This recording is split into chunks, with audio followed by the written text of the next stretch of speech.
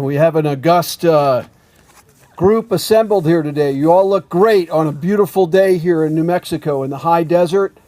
And we're at the High Desert Park in the high desert. Couldn't be better. Good morning, everyone. Thank you for coming to this special occasion here at High Desert Park, where we will be celebrating the renaming and, in a way, reconsecrating of this space. I'm Dave Simon. I'm your Parks and Rec director.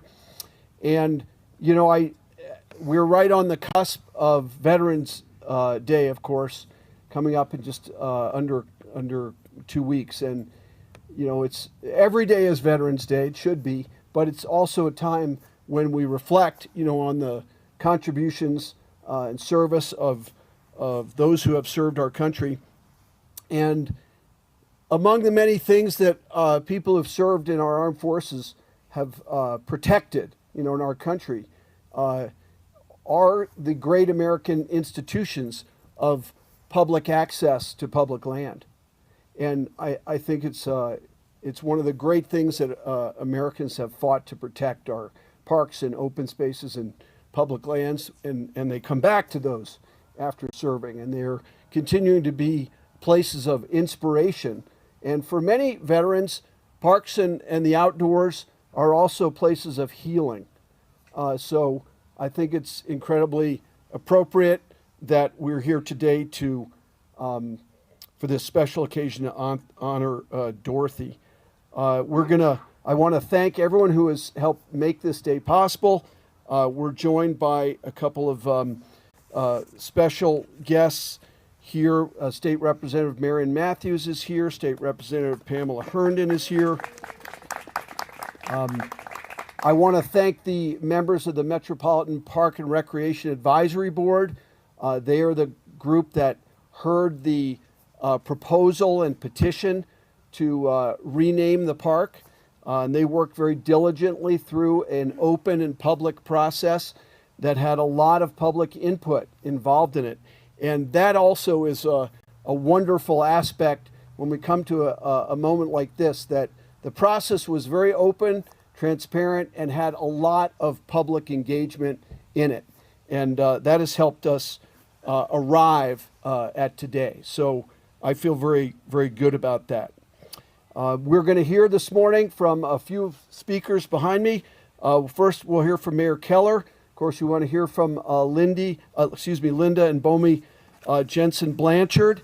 We're also honored to have with us today retired Brigadier General Jameson Herrera, the Secretary of the New Mexico Department of Veterans Services, and then representing City Councilor Dan Champagne, who could not, unfortunately, be with us today, is Elaine Romero, his staff analyst, and Elaine is joined by Lieutenant Commander retired Tim Allen from the United States Navy. So, without further ado, Mayor Tim Keller.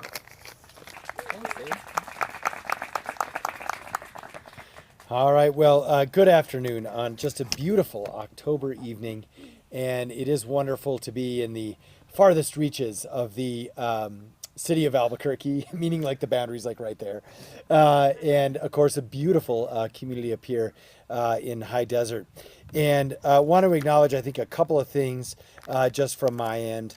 And, you know, I think the first is just a little bit about the project Stories of Us, which this is part of. You know, we announced about 3 years ago that we wanted to commemorate folks from all walks of life in different ways around the city.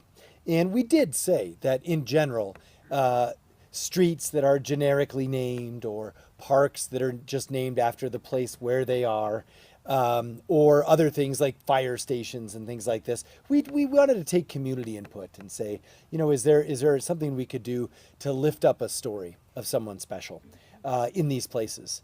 Not necessarily even for them, but for us and for the next generation. So they remember folks who've done special things, big and small, for our country, our state, and also our city. That was the Stories of Us project. Now, we're probably on number 30 or so on Stories of Us projects. And we've done a few parks, a few buildings, been a real mix of different things. But I want to acknowledge, I really appreciate the essentially the outreach, we've had hundreds of requests, and some of them are easy. Some of them we can just say yes. Some of them are a little more bureaucratically laden, and rightfully so, because they take community input and they take different levels of discussion. And of course, the renaming of a park does. That has to go through a couple of different committees. And so I just want to appreciate all the input that we received. And also, just want to understand and appreciate, so some people like the name of their park, and that's okay. That's totally fine. But eventually we make decisions, and we decided that there was a little bit of a higher calling for this park, and someone that we wanted to lift up, and this was the chosen place for it, and so that's what we're celebrating today. So as part of the Stories of Us project, of course, we are renaming this park in honor of Dorothy Jensen Blanchard. And everyone here knows, I think, her story. I'm just going to touch on it briefly. But I also, before I do that, just want to acknowledge, as Dave did, I'm the son of a veteran, and we have many veterans here. So I do just want to appreciate and give a round of applause to all our vets. Give us a wave. And it's almost everyone who's here. And also just acknowledge that, we're always reminded that veterans come from all walks of life, right? All beliefs, all backgrounds, and that's part of our military, and that's part of who has kept us free. And some of this also has to do a little bit with gender. It's, obviously for all sorts of different reasons, we did not have women in the military for a long time. And today, of course, we reflect on Dorothy Jensen Blanchard's contribution as one of the first women to serve in the U.S. Navy in the country. That is awesome. And she did it through originally the WAVES program, which I know some people have family members. I think we'll hear more about this, which is just awesome.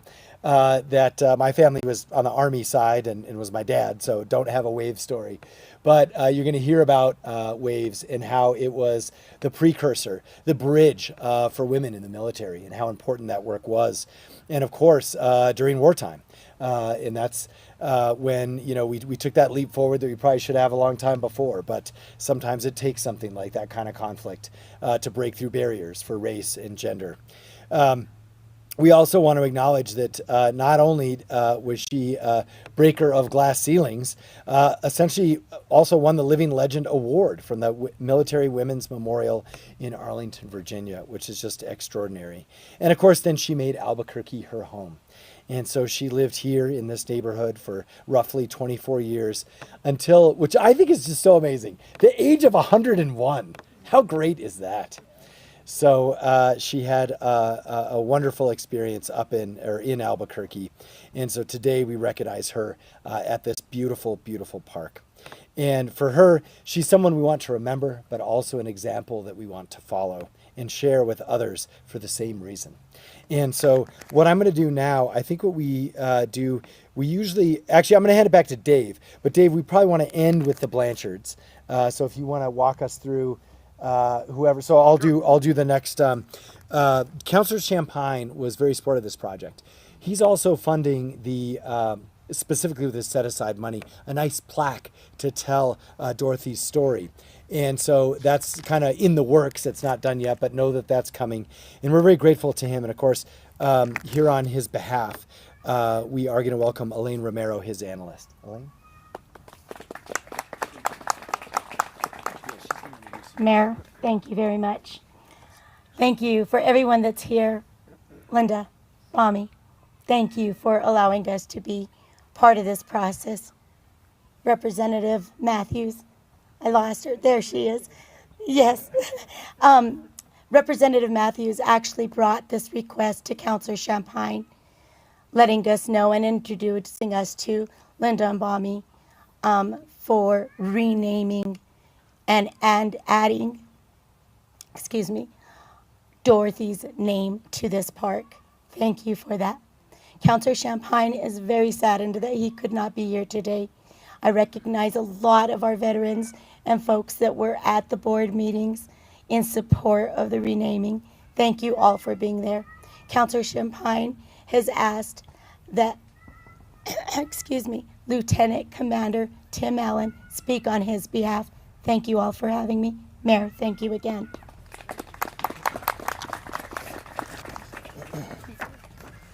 Good afternoon. My name is Lieutenant Commander Tim Allen, CEC, USN, United States Navy retired. I'm honored to be here today on behalf of City Councilor Dan Champagne. He sends his regrets that he could not be here for this very great event, but asked that I say a few words on behalf and share some information about the importance of the WAVES. Here's the Navy acronyms. Love Navy acronyms. Women Accepted for Volunteer Emergency Service.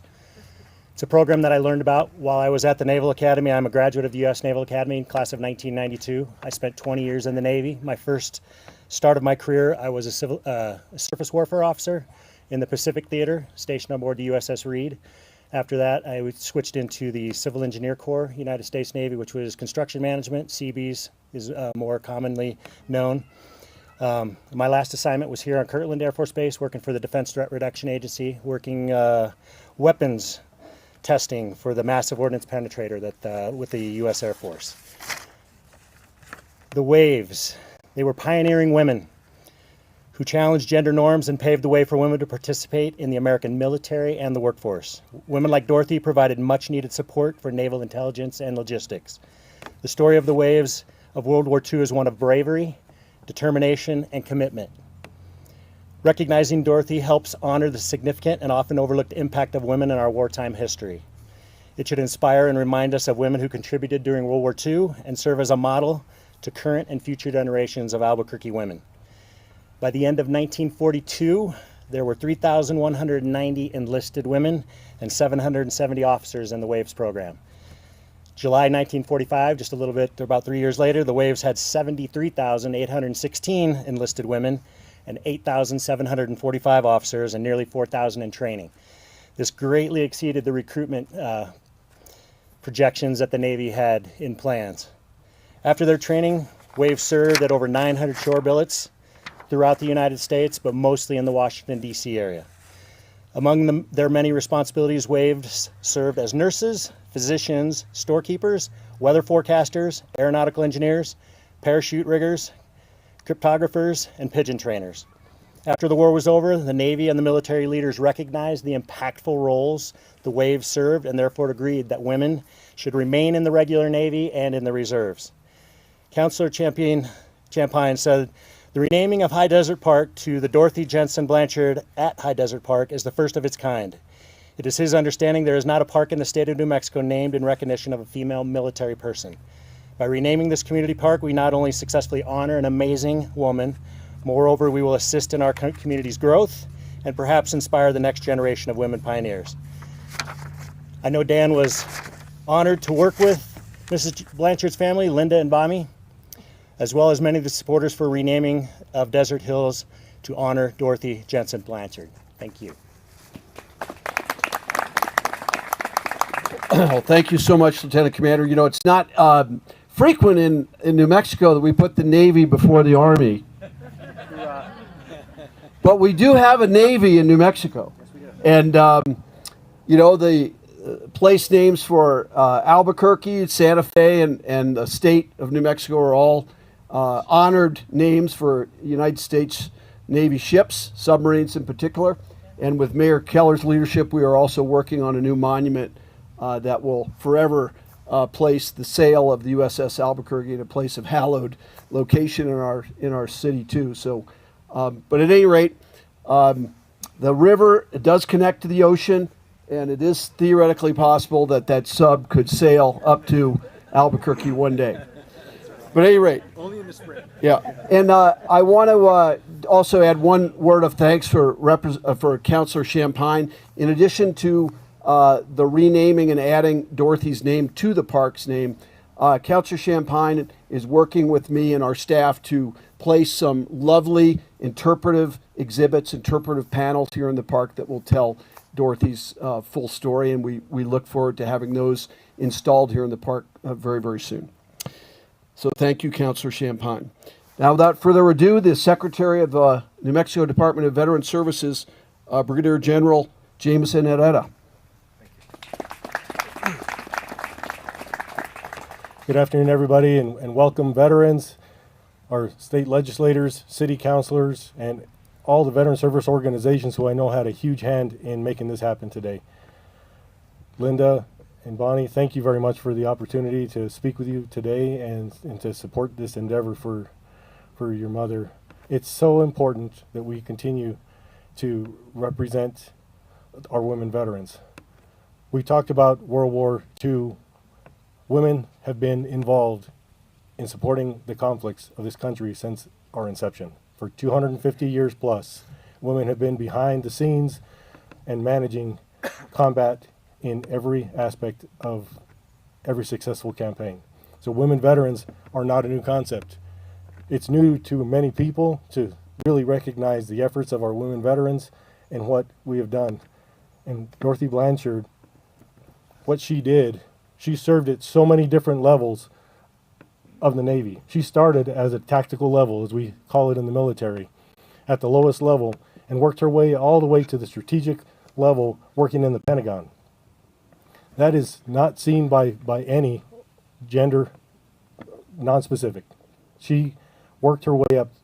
The people that she came in contact with through her career, her life is a career path that basically mirrors our country's birth and our growth as a country. As we were talking with the family, the people that she engaged with on a daily basis were so instrumental in what we did as a country, and not only fighting for peace, for the goodness of the world, but ensuring that when we did go to battle, that it mattered, and when that was done, that we assisted in rebuilding.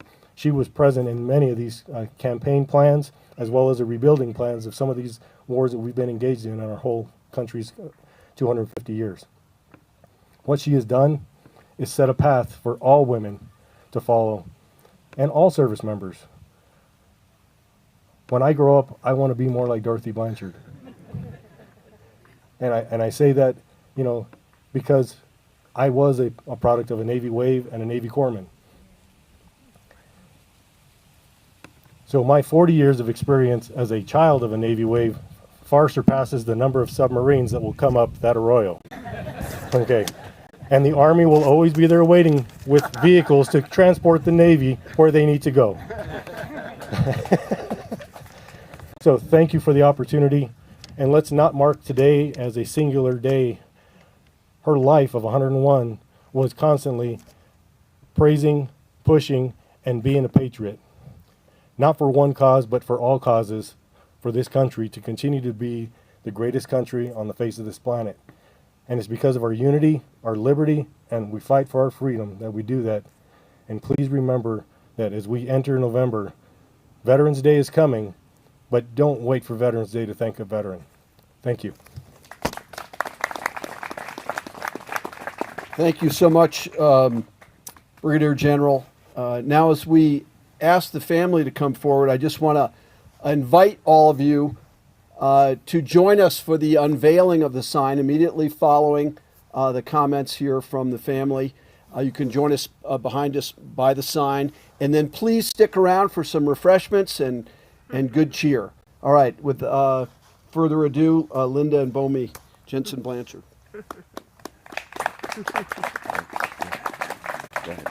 Anyway, thank you. Of course, I'm Linda Blanchard, and my mother is Dorothy Jensen Blanchard. And I know if she were here today, she would be smiling and clapping and so pleased and happy that this wonderful event is occurring.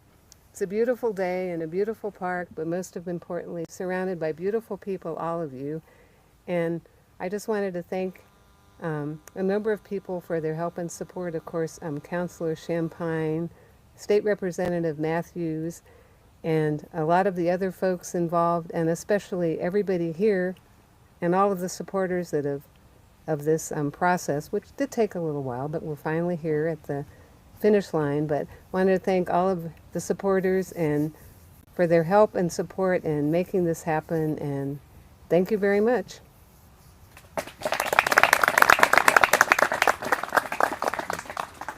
I'm Bami Parak. I'm Dorothy's son-in-law. And I'm remembering what Dorothy used to say to me when I got in front of a mic.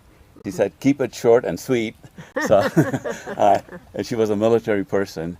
And I just wanted to say that Dorothy, I knew her for a very long time, and she was the finest example of what I call the unsung heroes of World War II. These women basically served their country admirably. They broke down a lot of barriers. They opened a lot of doors for a lot of women after them, and they did it all without expecting any reward or recognition. Dorothy would never ask for any of this. So it's really wonderful that the city is recognizing not just Dorothy, but all of the waves, all of the women of World War II in this manner. So thank you all for coming, and we appreciate it. Okay, now for the big moment, Mayor Keller. I know you like to have the community help with this celebration, so please join the mayor and our distinguished guests over at the sign.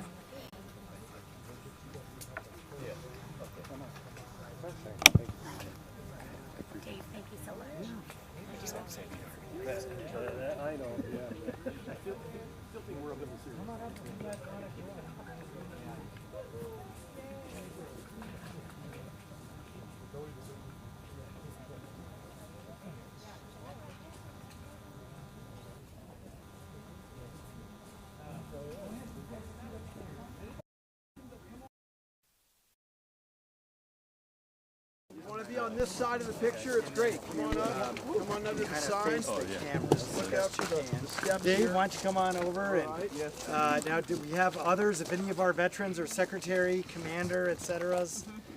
Where's our representatives too? Oh, they're right here. Good. Come on up, and we'll see. I think. Do y'all want to come on up? You're good. Jump on in. All right, whenever you're ready, Mayor, we'll do a countdown. Yeah. Anybody Sure. else? Hold on, they're kind of coming. All right. There. Okay, we'll kind of let the shorter folks there peek through. All right, nice. Yeah. Okay, let's do 3 backwards. 3, 2, 1. Nice job.